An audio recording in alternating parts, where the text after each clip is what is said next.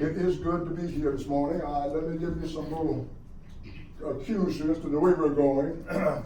I have a few microphones around because this is going to be a dialogue session. And as we dialogue, I want you to not be ashamed to communicate. But in the process, I wanted to have a voice amplifier to sort of help us along the way so we can have a greater understanding.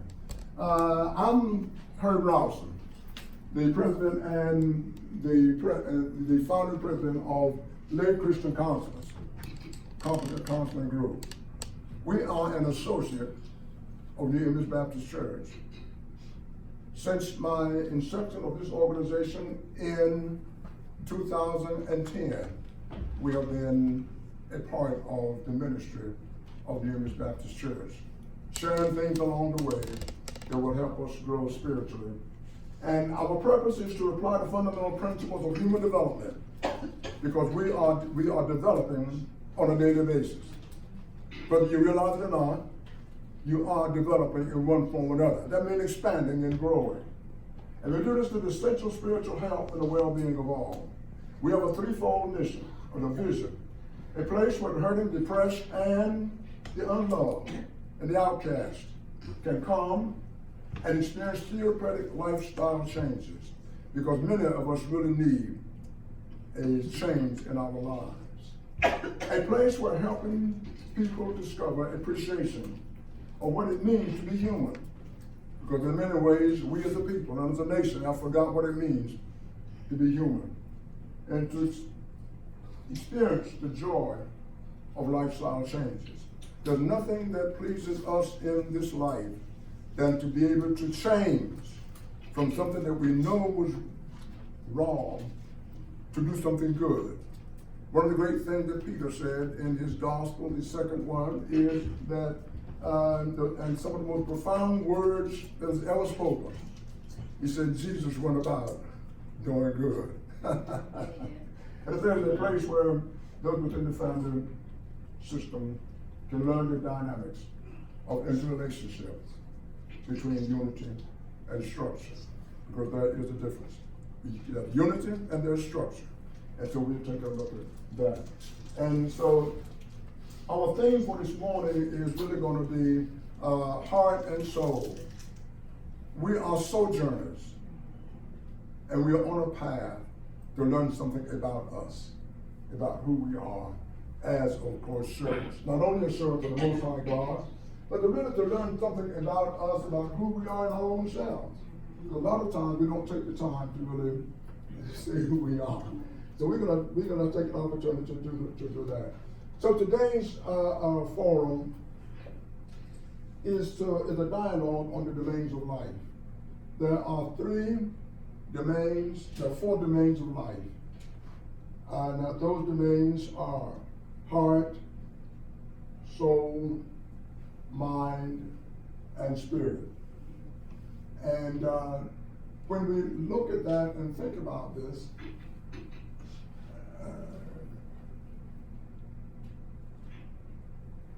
when we look at this and think about this, it says a lot. And today's from these four divine, non-material elements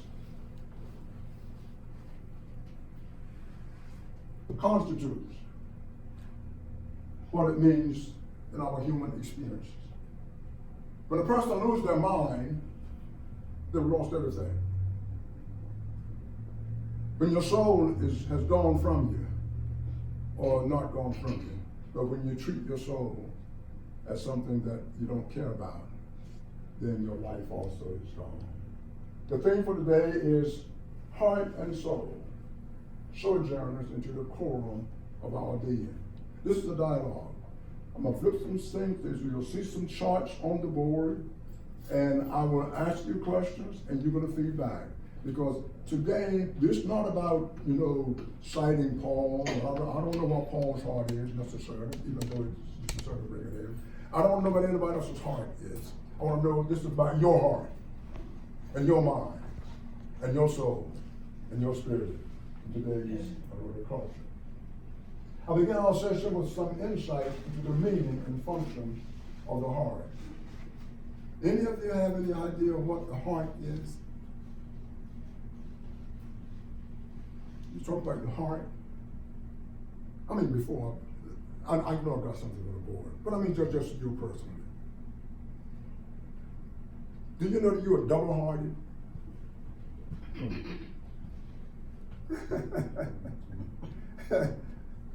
Yep. I was going to just ask, fortunately, there's a physical heart. This is what yeah. But there's a physical heart, then also there's the heart that's often referred to in cases of emotion and love and empathy, things like that. So right. there are two types of heart that we generally refer to in our culture. Right, absolutely. And as you see, the Archbishop of Canterbury in 2002, of course he died at age 70, but he's a bishop and spiritual writer, and he wrote a letter titled Spirituality of the Heart. And I take away from that letter is that he didn't seek to explain the mysteries of his conversion in a letter form, or any of the other things that he wanted to do. Rather, what the Bishop of Antioch wanted to do, Ignatius wanted to do, it is a complication of spiritual exercises in which he shares with us his conversion experience. Now, on a light side, what can you remember about your conversion experience? Was it a conversion of your mind or was it a conversion of your heart? Who wants to answer that? I have a microphone back there.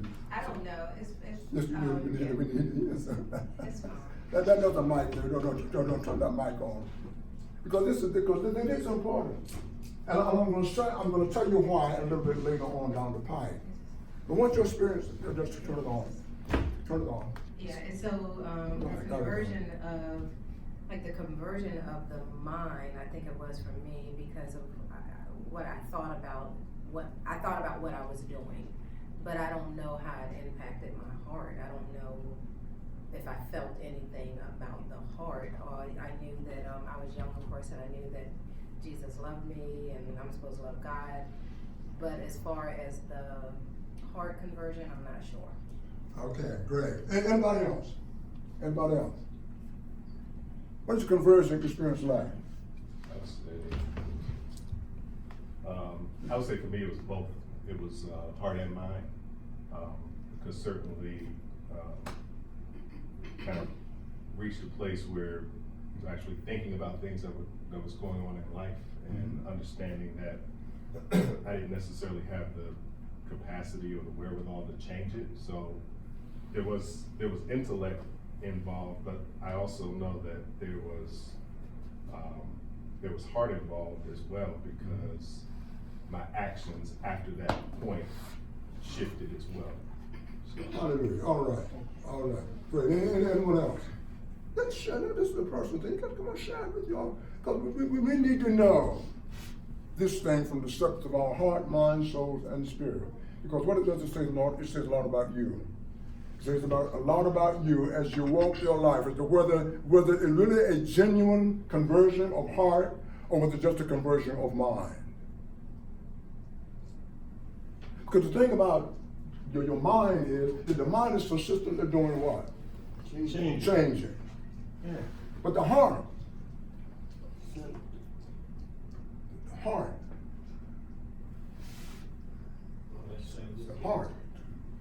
Your heart changes too. never changes.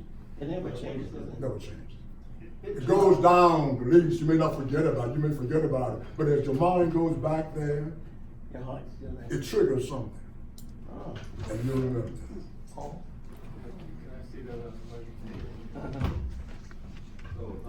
So when we say that we had a change of heart, we don't really have a change of heart, is that what you're saying? No, I'm not, and we'll talk about that a little bit. But we really haven't changed our heart or mind to change our heart necessarily. That's what Jesus spoke about in the Gospel of Matthew. Is that we can change the dynamics of our being simply for our mind. Your mind can go against your heart. Right. Your mind can go against your heart. And when I say about my mind, I'm talking about you. You can go against what your heart knows.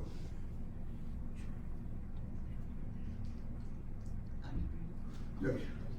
You know, it's just like this morning, my mind was telling me, no, don't go to church, don't go to church. But the heart, you know, was pushing me, telling me, just go. You know, now I thank God, you know, that you was talking on this subject. So now it make me understand things better and better.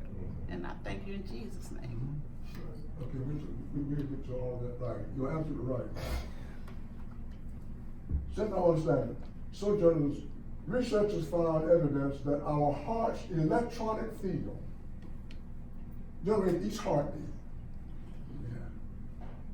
forms an energy field that is coupled to the field of information that's not bound by any classic limits, it's not bound by time, it's not bound by space.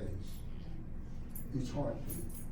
And what that heartbeat does, since it's God's divine anyway, your heart is beating because what? The Spirit of God is in you, pulsating that heartbeat.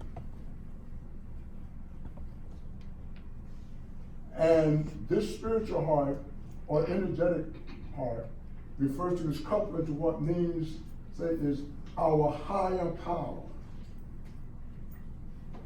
our higher self. How many of you have ever experienced a higher self?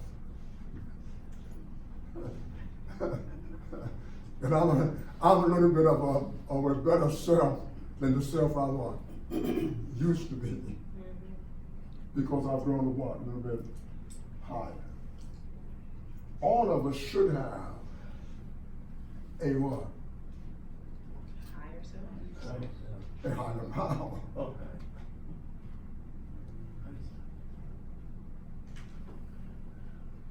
Each of us have existed in us a higher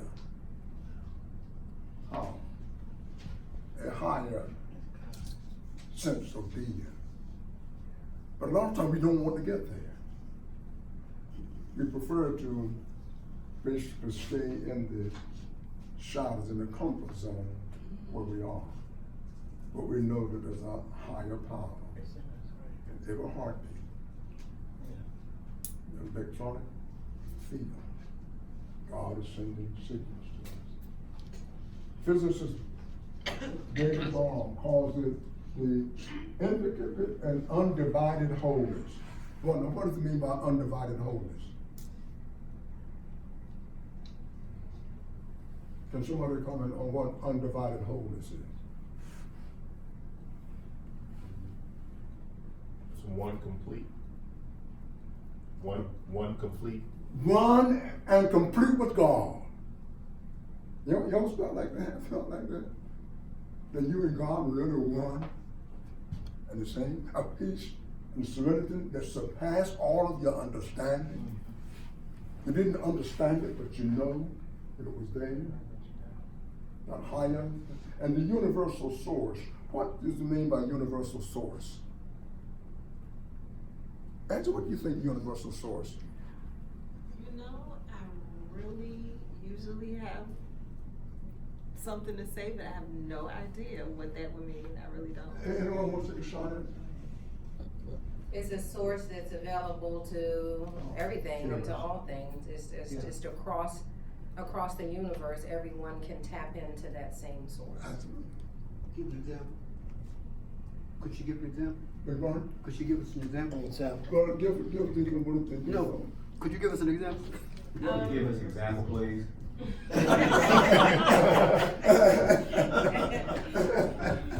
Okay, so now I'm put on the spot.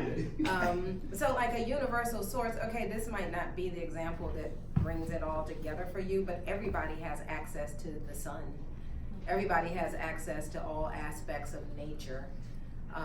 It's not that anyone can market, can have the market on how much you can show love to somebody. So those are all universal sources, or access to a universal source. Since God is the God of all mankind and of the universe, we can access him. Amen to that. Amen to that. Because man looks at what? The outward appearance. But God looks at what? The heart. The heart. And we may see it in bits and pieces, but for all practical purposes, God sees who? The whole. So the universal source means that if you are in touch with God, and God is in touch with you, wherever you are, God is there. Pastor Herbert said that in his message Sunday before last, I believe, and I remember that, about being in the presence of God. He said, wherever I go, because God is present in me, then that's where God is. Yes, Well, I can attest to that. 49 years ago, I went to Africa, and Ghana and Nigeria, Ivory Coast, over in Ghana for 3 months. And God was so real to me over there. You know, the group they were going, they were doing this and that and the other. I said, the same God is here that was, he's in us, you know? And so I felt, he's everywhere. That's right. He's with me all the time. That's right. He's everywhere Yeah. present at the Yeah, same time. that's right. That's right. Your spiritual heart is your inner treasure. In your inner treasure. We'll talk this later on. I won't get ahead of myself. But in your heart is an unfathomable treasure of goodness, of grace, of mercy, of kindness, of love, and compassion, and for temperament and understanding, and all of those things. They are your innermost treasure. The heart is the core of your being. The heart, the spiritual heart, core of being. That's why we know that sometimes Jesus indicated the heart can be, the soul and the heart can be sort of like go their separate ways. We begin to do things that you know are not right, but you do them anyway to please you. Could you, I have a question for you. Could you, expound a little bit on what he was saying there? It says, you, worship me with your lips, but your heart is far from me. What exactly is Jesus talking about? I mean, if the heart and soul is the same, you know, always together, how can you be worshiping God with your lips, but the heart be far from? Could you expound on that just a little bit? Yeah, that's what he was speaking about is that, and he was talking about the Pharisees who were basically lodging things against him. Now, the one thing about Jesus is that he knew where his heart was. And these people professed that their heart was right with God. But their heart wasn't right with God. And Jesus knew it. The interesting thing about it is that each of us, because we have a little of the divine spark in us, each of us know when somebody is not being genuine. And because if you're genuine, it's going to come from where? The heart. The heart. But if it's not genuine, it's not coming from where? Where's it coming from? It's not coming from, if it's not genuine, it's not coming from the heart. Where is it coming from? The head. The head. And you'll look at the head in a few minutes. The heart and the head should be, the spiritual heart and your head should be on the same wavelength. If it's not. Now, researchers have found evidence of the electronic field. We'll talk about that. Heart intelligence. That's what I want to talk, the core of our being. How do we connect the physical heart with the spiritual heart? heart, we have some choices to make in that vein. Our physical heart communicates with our brain in ways that brings us more mental clarity and intuition. Now, how many of us are familiar with or know what intuition is?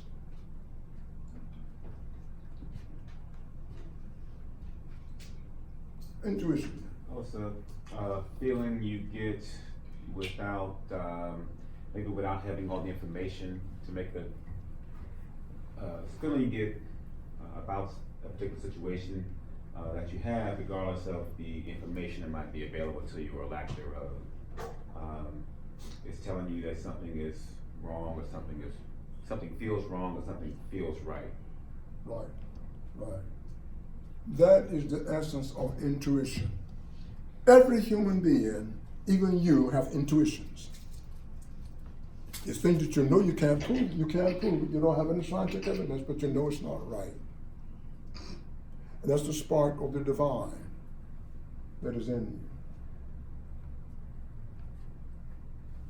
Because in those areas, our heart's electronic field, generated by each heartbeat, forms a field that is coupled to a field of information that is not bound by what?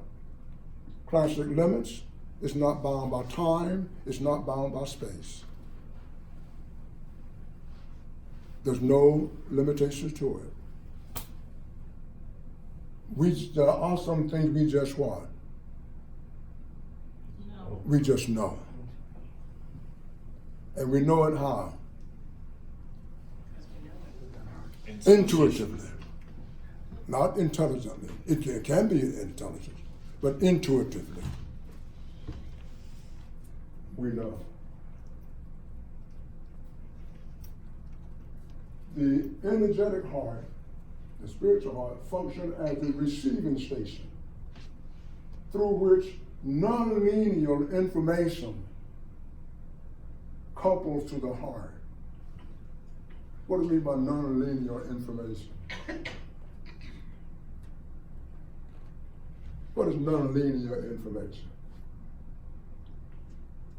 Yes. Information that's not necessarily sequential.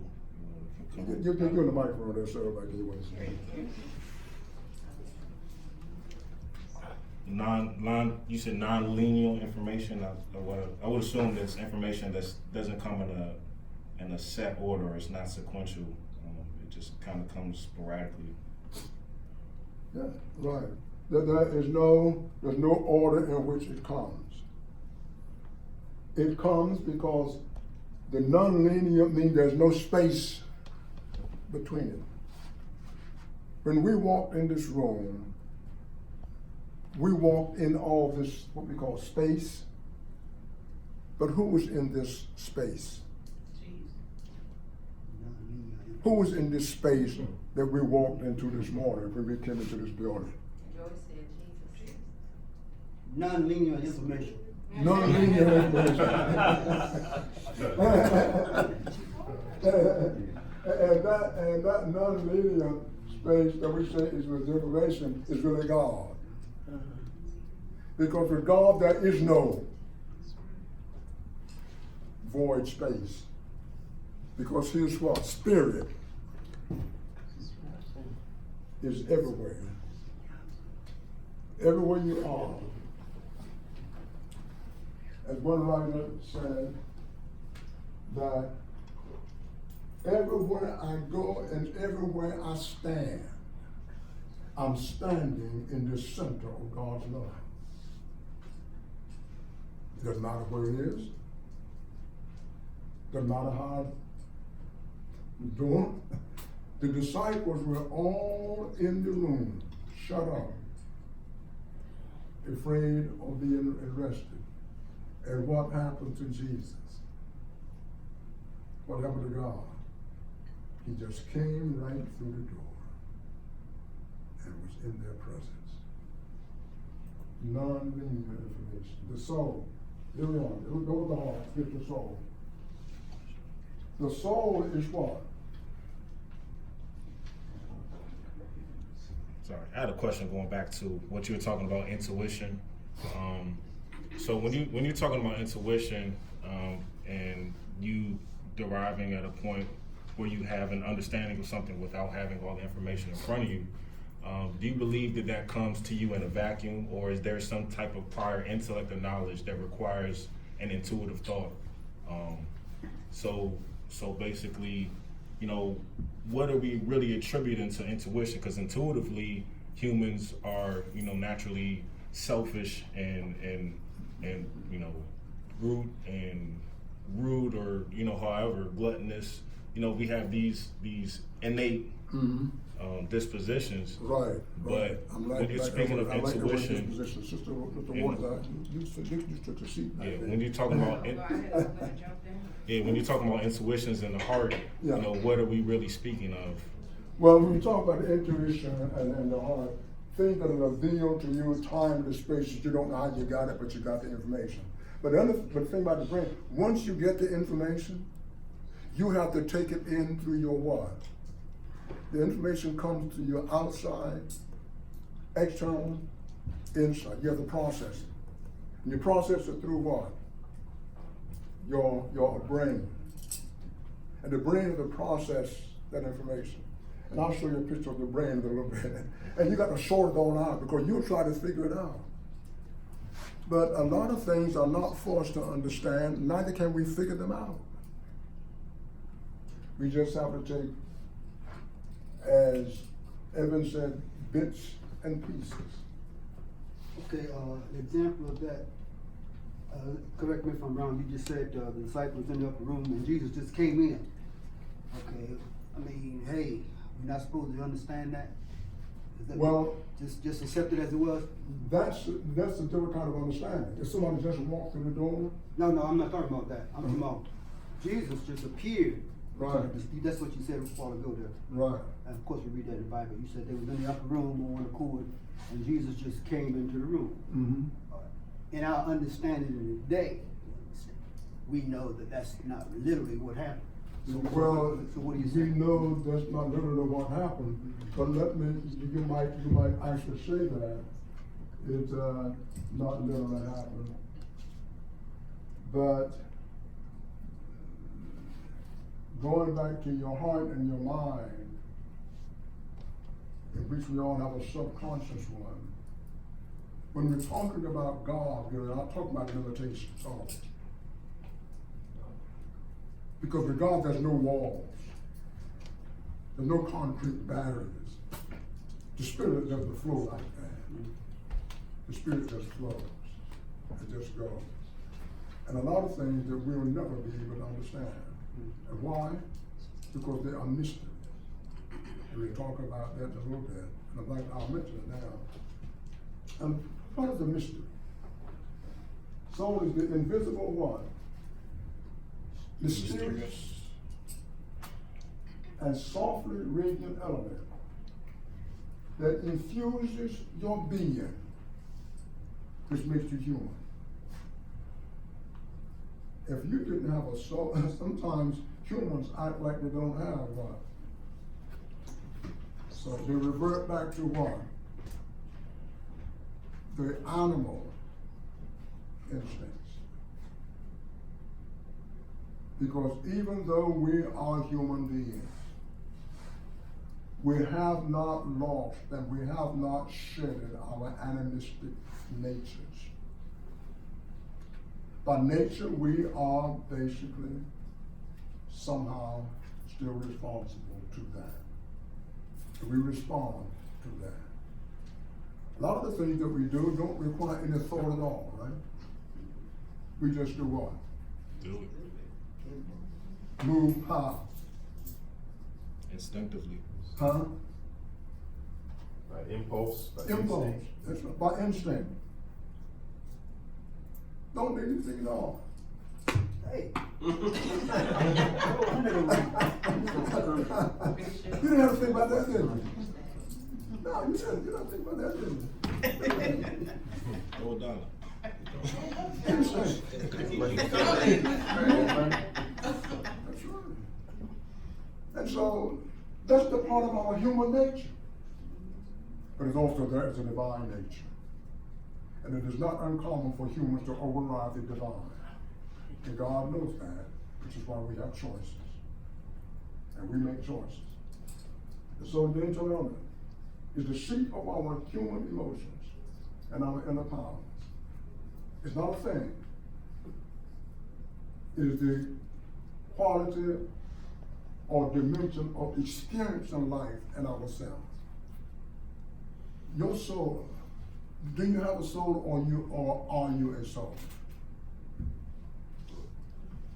Are a soul. Anybody can answer. Yes. You are a soul. You are a soul. Yeah. You don't have a soul. We speak like that because what? You got a body. Inside my body got a soul. But your body is you. So a lost soul, what is Amen to that. You see, the thing about it is you will never be able to understand your soul. You can't understand yourself, which means you can't understand yourself. Why? Because it's so complex. It's so mysterious. One day you will do some things. The next day, the same thing come up, you will do it what? Different. You won't go back to the same pattern because you have experienced different things. Our soul is the unreachable depth, felt vitality, and full presence of a person. I mean, when you're standing before someone, you are what? Present. Present. Deacon Wood had walked in this morning and he was what? Present. Present. He ain't in our mind out there wondering about what Deacon Wood had done this morning while we're here. It's a physical presence of a person or even a thing. Everything has what? Those four elements: a heart, a mind, a soul, and a spirit. Everything. Now, when you speak of presence in regards to the soul, what are the limitations of the presence of the soul? So, can your presence still be felt even if your physical body isn't in a particular place? So when you're speaking of presence and Deacon Woodard being here and him being present, that's his body being present. Now, we can still feel a resonance of his soul even if he wasn't in this building. So how are you differentiating the two between a physical presence and the presence of the soul? Because you if you didn't have a soul, you wouldn't be present. Yeah, well, I get that, Yeah. but I'm saying there's the presence of body, and then there's the presence of soul. Right. Now, wherever the body is, you would assume that the soul is also there. That's right. But is the soul also able to be somewhere without the body necessarily being Now, your mind can be. Your mind can be someplace else. We heard the song years ago. My body is here with you, but my mind is where? On the other side of town. You can't be any place without your presence being there. Your soul is what you eat, is what you drink, is the way you walk, the way you behave, the way you act. It is a part of your thinking process. Talk about soul. You are you. And you have your different ways, right? I think, Pastor, I think what he's referring to is, you know how people say, well, I'll be with you in spirit. Oh, yes. Or, if you think about a person who's, let's say they've even passed on, but you're having a conversation about them and thinking about their soul and how their soul interacted with your soul, how they, you know, the relationships you had. I think that's the presence. Yeah. Is that what you're talking about? Yeah. I think that's the presence that he's speaking about. Yeah, that's you're talking about the spiritual aspect of it. Right. Yeah, and I think we all have those spiritual connections. But because we are thinking about them, as I think of my mother and my father, my sisters and my brothers, I think about my brother Garfield, who died on my birthday when I was age, of course, I was 50.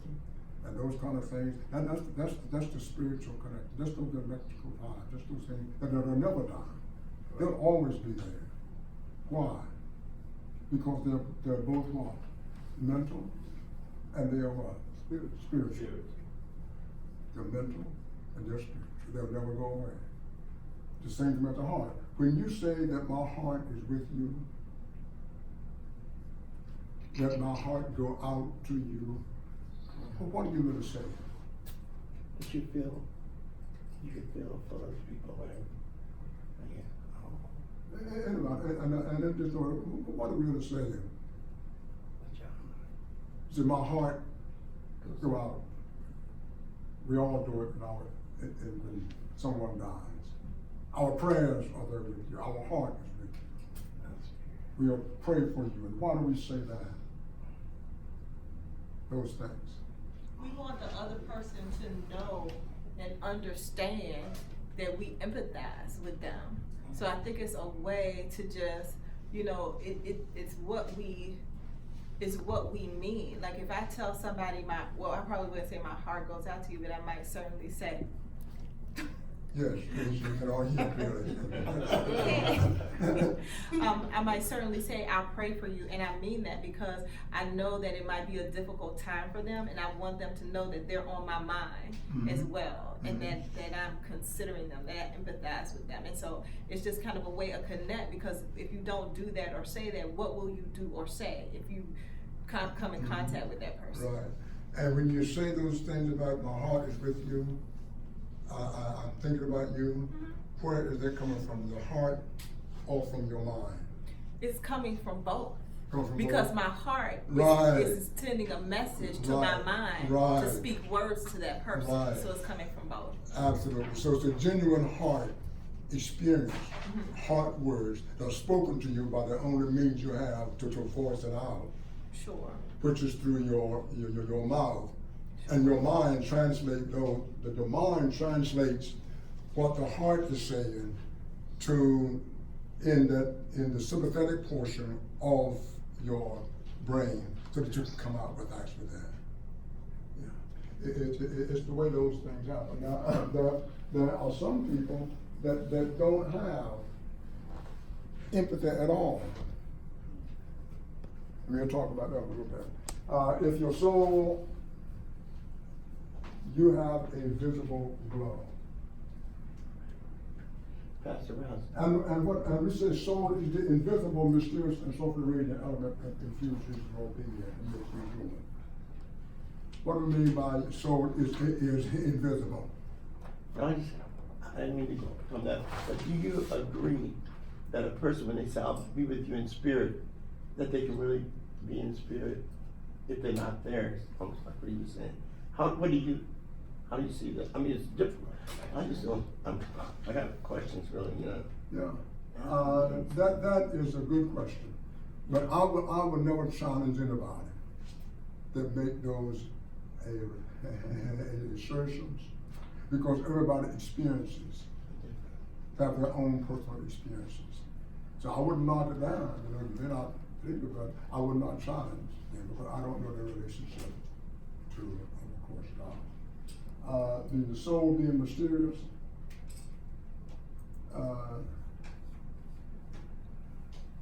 invisible. What does that say? The soul is invisible.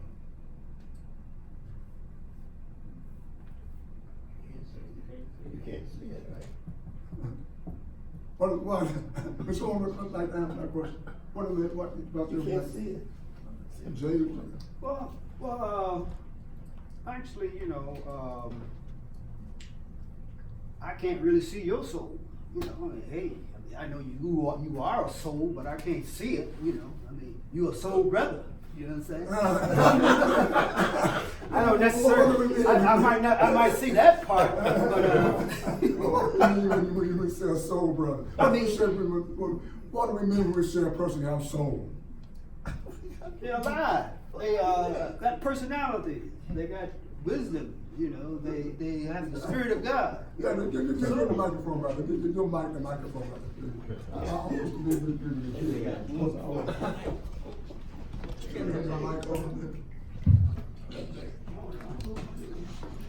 Soul is like air. So, you know, we all need air to survive. We never see it. We can feel it, but we don't see it. So your soul, you know, in the same breath, we know that we possess a soul. You don't see it, but, you know, you can feel somebody's soul. You can feel somebody's presence. So that's what makes that person alive. Okay. Okay. Anyone else? Well, let me just. I got one.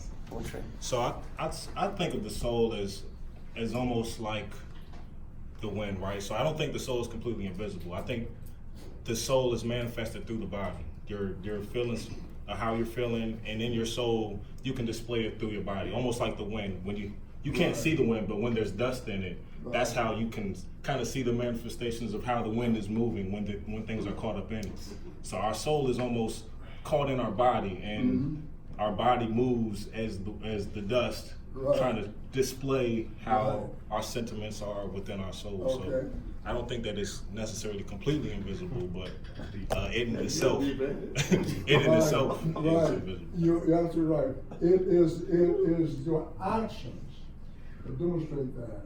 But the fact that the invisible soul is, as Jay mentioned it, see, I can never see you.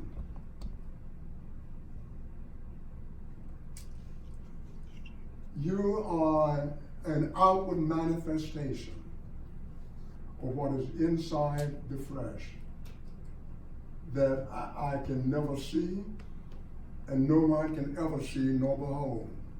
Only God can see who you are inside.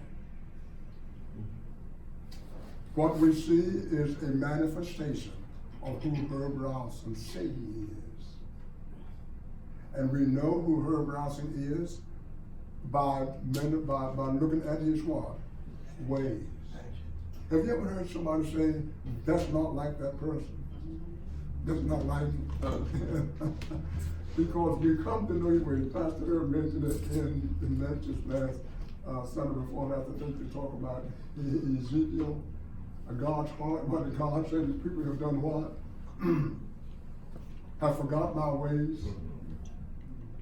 Because if once you learn the ways of God, you'll want to do what? Act in ways that pleases God. Now, if you want to get Deacon Waters riled up, just get him involved in something that is not his ways. That's not my way. That's not my way. And when you do that, hey, you got some problems on your hands.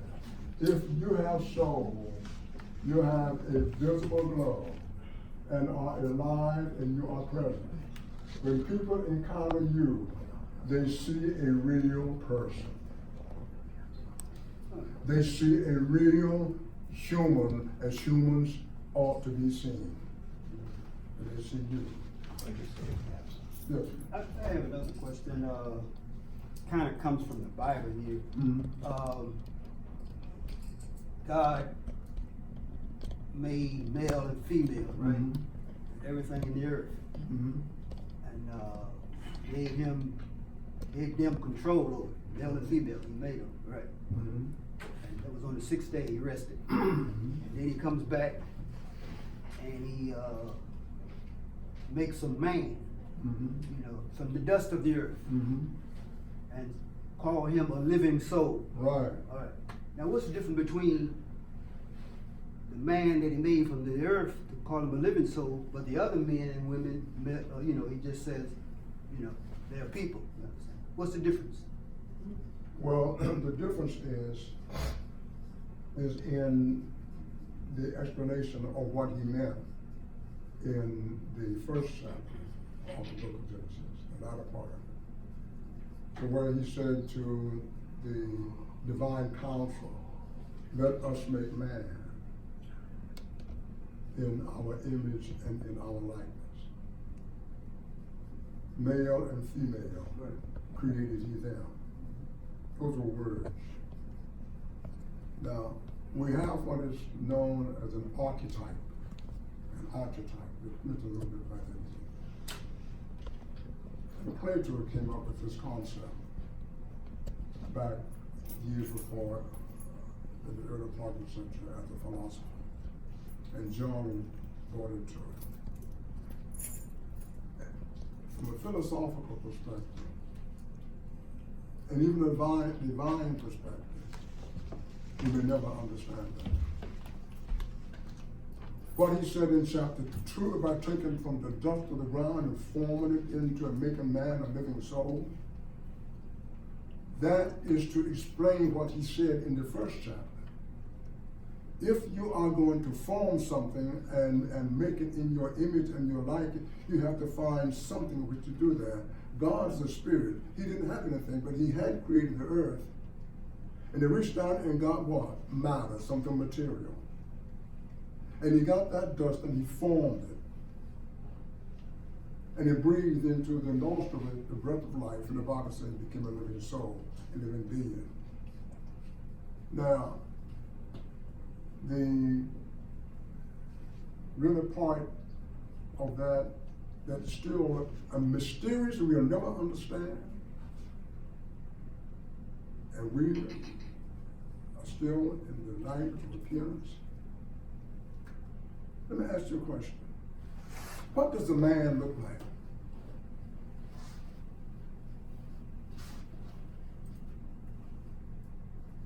What does a man really look like? We don't know. Because it is out in the realm, as Plato said, of the things that are ideal and real. But the things that we have, we try to explain that. Another question, what does a tree look like? What does a tree really look like? Beyond the realm of the non-physical, non-material is the tree. But in the material world, we see sprouts of those, what we call what? Trees. And the trees become just like people. But does a tree exist in a non-physical realm? The trees exist out in the non-spiritual realm. We'll never know really what a tree looks like. Because when we say tree, then we got what? Orange trees, we got peach trees, we got grape trees, we got pine trees, we got elm trees. A farmer and agriculturists would know all these things. They grew up by nature. Human beings, what? We got Chinese, we got African Americans, we got whites, we got Mexican. All of those we call what? People, and we all refer to them as man. But outside of that, in the realm in which Plato talks about, and I got a little bit on the slide. Okay. Well, with all due respect, I don't think I got an answer to my question. Yeah, what's the question? Okay, he made male and female. That's right. And That's right. gave them dominion over the works of the earth, right? Male and female. Right, right. You know, created them in his own image. Right. Right. In his own image. We're back up there. So, Right. so Right. let's go back to the first creative part. How did that come about? What would the creation look like? When he said God's words are what? Powerful. What he did in chapter 2 is brought into existence what he spoke in chapter 1. He said, "Be fruitful and multiply." They was already existing. And my question about that: did they have a soul prior to? Yes. Before he came and made Adam, and then made a woman. You know. Yeah. Did these first people have a soul? Yeah. Did they have a soul? Yeah. Yes. God was in them. Which first people are you talking about? Okay, as I can read it as Bible one. He said, God made, he made the earth and everything in it. Right. Then he made male and female, right? Created male and female. Right. Out of his image. Right. Man and woman. And told them to have dominion over the earth. Right. And he says, he was pleased with it. And he rested on that 6th day. Then he comes on down a little bit further and planted a garden in Eden, you understand? And says, okay, I need somebody to tend this garden. So he made Adam out of the dust of the earth. He created Adam out of the dust. He formed man. Then he created Adam out of the dust of the earth, right? It says, man became a living soul. And of course, out of this man became woman. And once again, my question is, did this first dispensation of male and female have souls? I mean, that's basically all I'm asking. Well, yes, they had soul because they had life. All right, but then what's And let's look at this one to sort of explain. Without soul, what? We in our world are what? Dead. So Adam didn't have a soul. That dust had no soul. It was just dirt. When God breathed in it, he gave it a what? Living soul. In his form and in his likeness. Now form and likeness have nothing at all to do with the physical aspect of it. The likeness of God simply means that we are what? Intelligent beings. Like God, we know what? Right from wrong. Like God, we know Yeah, part of what I think what part of what Jay is saying is that although the Bible specifies that Adam was given a soul, but doesn't specify that the other living beings were given a soul. So our assumption can be that. Right. Mm-hmm. True. And the reason what for you that say they were given a soul, and despite what didn't specifically say it, that if they're living, they've been imbued with the soul. Yeah. Well, the thing about it is, man is the only human being, and man is the only living thing that has a God consciousness, and that's what makes you human. You think you have a God consciousness. You're no different than no other animal that God created, except you have a consciousness of a creator that formed you and brought you into existence. Now, and take our thumbs away and we can do what? Nothing. Take your thumbs away and you can't do nothing. Without soul, there's no world. Without soul, there is no real substance and value, no possibility for love and care, no heart, no real power or tenderness. okay? Without soul, we live shallow and metallic lives, not really touching each other and not engaged with the world. Without soul, we feel a hollow emptiness and a vague sense of loss. Without soul, many act out their unconscious passions and antisocial behaviors. Without soul. Without soul, you engage them on the street. They look past you because there is a vacancy where the soul should be. Without soul, we become preoccupied with ourselves. Because it's soul that gives us a real life. And one of the things that we know about the scripture, and we'll have this on the Bible session at some point in time, we'll come back. But the Hebrews always wrote in the language of what? Their appearance. They wrote in the language of appearance, not necessarily as things were, but as they saw them. And we can go further from that. I know I'm going on to the next slide, Pastor. So, I see what I see what Jay is saying though too, because in the first chapter it talks about in verse 27 he created man. He said he blessed them, but then there's that time span that's not accounted for, because it's almost like God created them. He's like, okay, I'm gonna sit you right there, male, female, and then chapter 2, where it says, verse 7, and the Lord formed man from the dust of the ground and breathed in his nostrils, and he became a living soul. So that expands, so it makes it seem like, okay, in chapter 1, he created male and female, made them, told them to bless the earth, then he went back, days passed, then he came back and made a man out of the dust of the soul, and said, I'm gonna breathe, and man became a living soul. So you're asking, is that man in chapter 1, the male and female, is that a different male and female than the male and female, or in chapter 2, where he actually said that he formed them out of the dust and breathed life into the soul. That's So definitely my question, that's but what you're my saying. object for asking the question is, the pastor and I was, having a little deliberation at one particular time. I said, some people might not have a soul, all right? Now, that first dispensation, that male and female, understand, that wasn't necessarily under a dispensation of law, you understand? Men and women existed, but there was, all those things you just mentioned there, before you went to this slide. They was out of control. So when God went and made Adam, okay, now they're under a covenant with a soul. Right. So the okay. first dispensation, maybe they didn't have a soul. Okay, that's all I was, so that's all I was. Yeah, I got what you're saying in terms of how you're framing it. I do think, we can take it offline, I think that there's an issue in terms with respect to the chronology in terms of how you're reading it.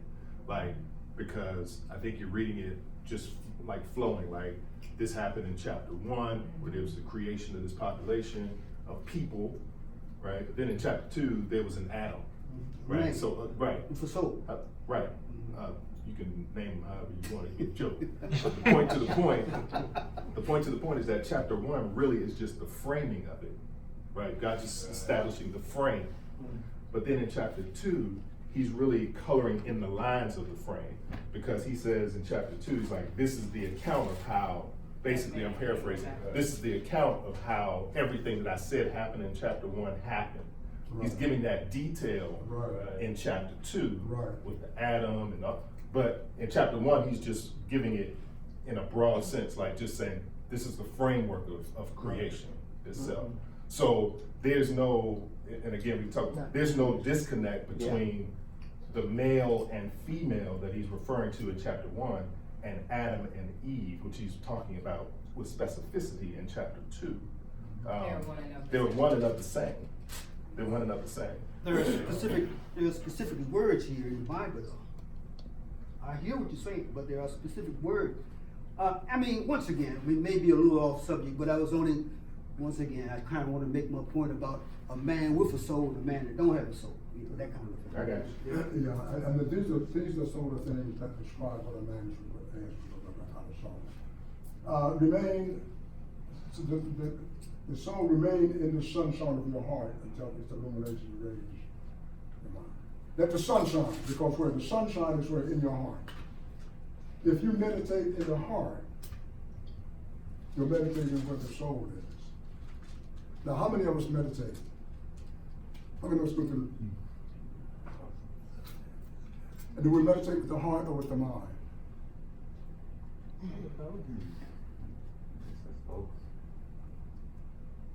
We meditate with our heart, with our mind. This for me is both. When you meditate, you're making a connection with body, soul, and spirit. Right. Yeah. You're coming to a place where, everything is on one accord. Right. And just kind of seeing where you are in perspective to your life. If you meditate with the heart, you're meditating what the soul is. There's a specific place where the soul resides most of the time, and that is in the heart. If you want illumination, you have to get it from where the soul is. And the soul is where? In the heart. Your heart and your soul are basically almost one and the same. Within the deep crevices of your heart is your soul. When you know what you want and where it is, the sensible thing to do is to what? Go to the place where you know it is. That's where they say meditating with your heart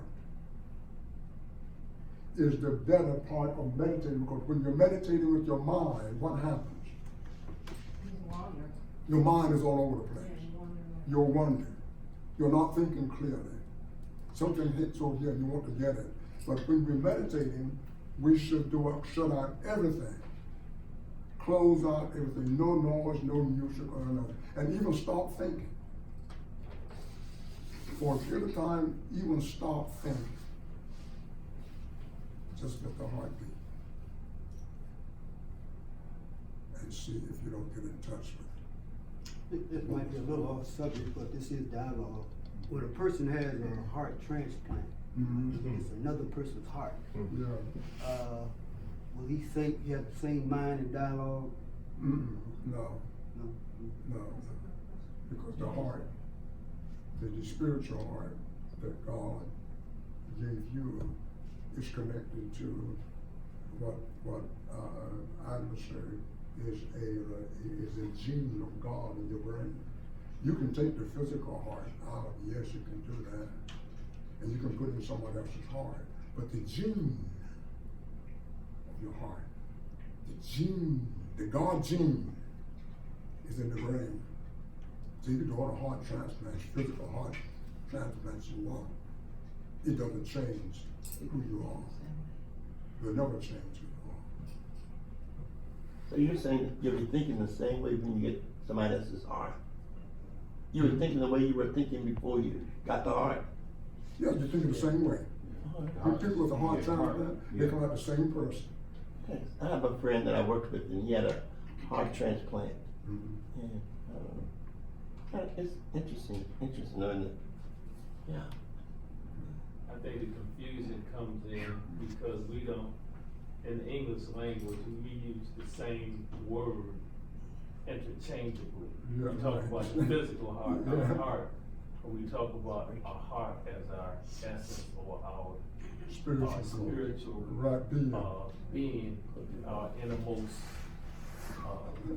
drive, if you will, that's Yeah. our innermost person, if you will. Right. And we speak of those interchangeably.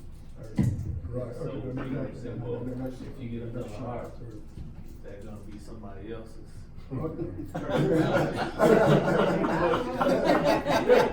Open heart for some of them.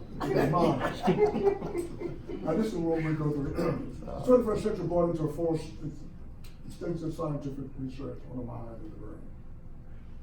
We often think of the mind as being singular, but the mind is not. The mind is not singular. The mind is plural. So, Many parts of us that constitute and make up the mind. The mind is the seat of cognitive faculties, including consciousness, imagination, perception, thinking, judgments, language, memory, neurological aspects of the brain. You got all these things going on in the brain. I mean, the brain is, you got your serotonin, you got the chemicals involved, which is why the brain and consciousness may not be the same, because the chemical balances can actually change the brain and alter it the way you think different about things. The next slide, please. I have a question. Question Got a question in the back? Yes, sir. So, Would you use the microphone back there? So it reads as if the slide that you just showed, the mind is the heart and the soul. The mind is one's heart and soul. Right. So are you saying that the mind is not a separate thing, but rather a combination of two things that we previously talked about? Like there is no mind. Mind is just heart and soul, that's it. There's no separate essence or entity. Well, it's one's heart and soul, and the reason to say that because what goes on in your heart and what goes into your soul will ultimately manifest itself in what? in your actions. In your mind. Your mind, And which is why they say the mind is one's heart and one's soul, because your mind process is what comes in through your what? Heart, which is the divine aspect of you, and the process is what comes in through, of course, you, your soul. It is referred to now as a processing mechanism. That's all the brain does. Yeah, so that would lead me to believe that there is something extra in relation to what the mind is, like, because when we talked about heart and we talked about soul, there wasn't a lot of thinking. It was a lot of more so feeling. Right. And I think that that's important, and that explains heart and soul. But I do think that there's a extra something that has to deal with the idea or concept of thought. Right. And I think mind can include heart and soul, but it's not like A plus B equals C, it's A plus B plus blank C plus D, and we equals get to all those mind. So I don't know if I necessarily agree with mind is heart and soul. Right. Yeah. And the mind is a set of what? Cognitive faculties, including what? Conscious, imagination. Conscious, imagination, perception, thinking, judgment, language, memory, neurological aspects of the brain. It's not just heart and soul. That's what the mind is. If we're thinking of mind is your heart and soul, we should be able to say the inverse, to say that heart and soul is the mind. And I think from the breakdown of what you have, cognitive facilities, I don't think of heart and soul as these cognitive facilities. So instead of putting mind there, heart and soul is cognitive facilities, including consciousness, imagination, perception, thinking, judgment. Now, I don't necessarily, from how we were discussing heart and soul before, these cognitive facilities aren't necessarily within the scope of your heart and soul, but rather just the mind. So this is kind of what I'm thinking, what Lauren is touching on, that if you say one thing is true, then the opposite should also be true. Right, absolutely right. And just to add to that, when we were talking about heart and soul, what were we using? The mind, That's absolutely right. but they are still separate. They're distinct. When we were talking about the heart and the soul and everything, and we were using our mental faculties of what? The mind. And from that, we got all this imagination, all those were imagined things. We had our perception, we were thinking, there was judgment going on in us, and we had language and memory. We went back to get some things from our memory, think of what it is from the Old Testament there. Mind, still talking about what heart and soul, your heart was in it, your soul was in it, so you were there plugged away. And entities, thoughts, consciousness, it holds the power of imagination, recognition, and appreciation. And is responsible for concepts and feelings and emotions. The mind is overloaded. It can be, all the mind does all those things, if it's working right. So you're saying that it's not heart and soul, right? No, It's not just. It's not just heart and soul. Yeah, Mind is not just heart and soul. mind, This one's heart and soul, you said. your mind is gonna convey things that your heart feels and your soul feels. The mind gathers information. From where? Environment. From the heart, Surround. from the environment, together all that. We're gonna bring a little bit. I know our time is gone, but Pastor is the timekeeper here. but these things. The next chart, please. The computation theory of mind posits that the nervous system is an information processing system. It is. What do we mean by our nervous system? The whole body is what? Nerves. Nerves. When you stump your toe and it hurts, it genders a what? A nerve. It goes up to where? The brain. It comes out to where? Your heart and your soul and your mouth speaks. Ouch! You hope that's what it says. 1% of the time. Like, Soul is pure. That's right, if your Yeah. heart is right. Your heart is right. So it's a computation of theory of mind. Go back to that, to the other one, what was on there. Okay. You can line a question. Yes, so previous slides, when we talked about the heart and the soul, we made very clear distinctions that we're not talking about the physical heart. Right. We're talking about the spiritual. the spiritual heart. However, when we're getting to the mind, it seems as if we're relying a lot on the physical versus, I guess, for lack of better terms, the spiritual mind. Right, that's right. And I think that there is a distinction between how the mind works physically, but then how it works spiritually. Yes, it is. So Thank you for saying that. this slide doesn't necessarily speak to how the spiritual mind operates, because I would like to think that everyone's brain functions and is connected to the nervous system and the body and the environment, like exactly what the slide says. But spiritual, I would like to think that all of our minds operate or are very much differently. And as an example, so say the brain, say if it rains, right? The brain understands like, okay, this is rain, this is what rain looks like, this is what rain feels.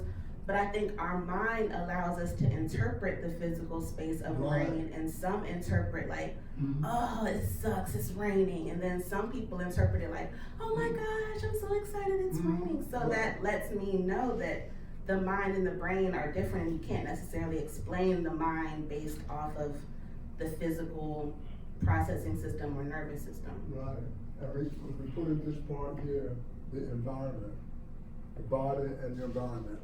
That's the physical aspect of it. It's all part of it. And each of those have their language of impulse. We have a different feeling when we go to a place that we know it is what not. That it is what? Not a safe. Our anxiety goes up, the adrenaline begins to flow, the impulses rise. And so, and it's what the animal represents the animal environment relationship. That's what it does. The computation theory of the mind is a huge breakthrough because it allows for the first time to conceptually separate the mind from the brain body. Because the mind can do things that your body doesn't want to do, nor do your soul want to do. It'll lead you out there. People who are addicts, people who are prostitutes, the mind is way out of sync with the reality of it because there's something in the brain that they crave and they want that. And it overrides the other parts of the thinking processes, of the spiritual part. The soul don't want to be there because we cannot conceive of the mind as the flow. The mind is the flow of information through the nervous system.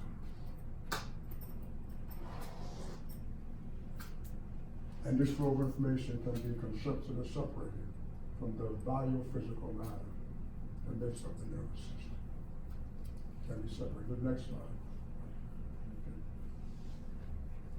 Another aspect of the brain, the other work has to do with archetypes. Plato, the first philosopher to refer to archetypes, he called them forms. When God created man, he did what?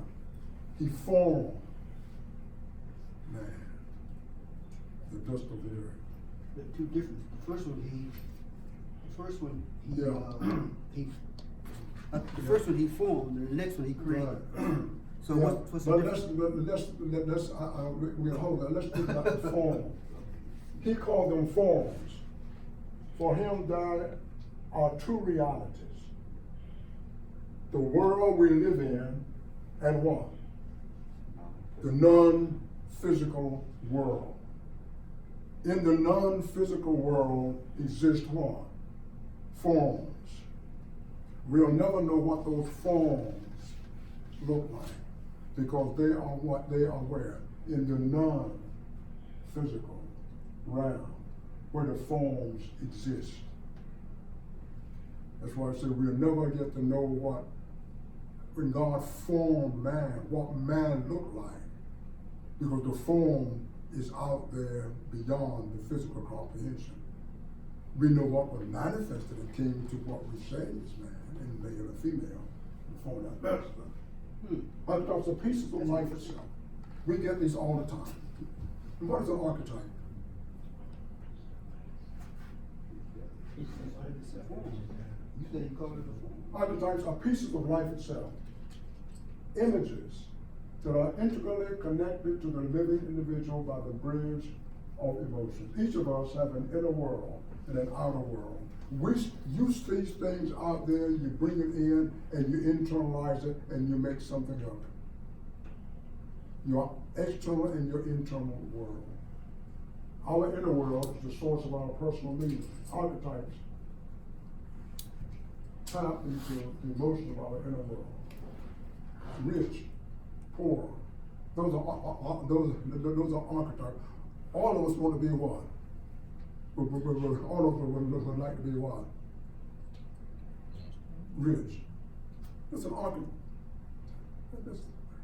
And so we work to do one. But this didn't talk about the outer world. You just said the inner world, both of those. Yes. See where it says the inner world is the home of our fantasies, imagination, emotional life. Right. Our inner world is the source of our. So what is the outer world? The outer world is out there. Oh, you were told It's to the put some out environment. there, all right. How do you see, when you look out into the universe and see things, you're going to internally process that. And it's going to feed into what your imagination is, what your thoughts are. That'd be the inner world. Next slide. This is the brain. You have what? We used to think the brain was whole, but now we know it's not. You have what? A left brain and a right brain. And sometimes it's difficult to get the mind to bring these two sides of the brain together to make sense out of what it is that we want to do. And all these on this line looks at parts of it. The right side of the brain wants to look at the whole thing. But the left side only wants to look at what? Just the parts of it. I don't want to know the whole thing. I just take a part of it. Linguists, sequential, rational, math and science can comprehend. Analytical can comprehend philosophical or spiritualism. Comprehend I can get meaning out of it. All these things. This is what we're doing. We don't think about it, but that's project because all the little things sitting up there mean something. The next slide.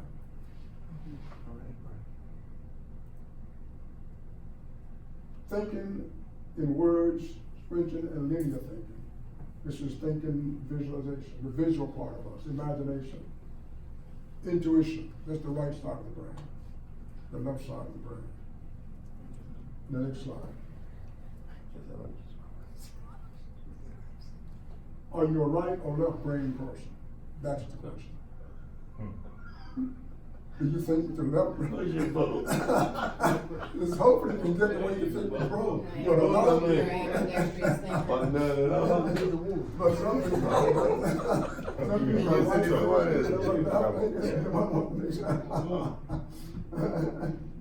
Okay, the next slide. Spiritual art. Nathan Alfred in the God part of the brain wrote, as scientists continue to unravel and decipher the potential human genome, precisely which genes are responsible, or those parts of the human brain that give rise to religiosity and spiritual consciousness. In order to accommodate this new field, the sciences may have to look forward toward a new whole discipline, a new theology for answers, for its answers. And now we know that there is a God gene in the brain that we connect to. The heartbeats that we have connects to that. We have all those things. Next one. The next slide. Next slide. We live in two worlds. The material and the non-material. The non-material world is timeless and